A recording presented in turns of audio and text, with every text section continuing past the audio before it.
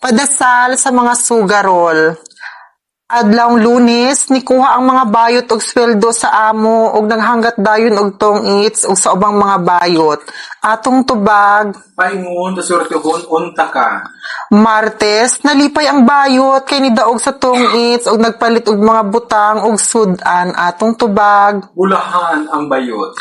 Miyerkules, naguol ang bayot kay abi niya og swerte na pud siya anang adlawa.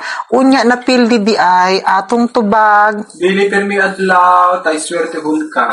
Adlong Webes, nangutang ang bayot sa iyang amiga og kwarta para pang tong-its kay nikatol man ang iyang kamot, gunit sa baraha, atong tubag. Ang kagaw sa bayot.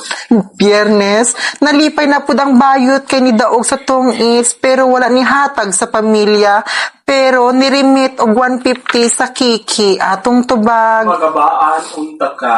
Adlong Sabado, nidula na pud ang bayot kay nagdahom ug mudaog intawon siya pero napildi nahurot tanan kwarta og bahin sa sweldo, atong tubag. Gigaba-gabaan ang bayot. Adlong Domingo, kaluoy sa bayot gibiyaan sa kiki kay wala nay kwarta.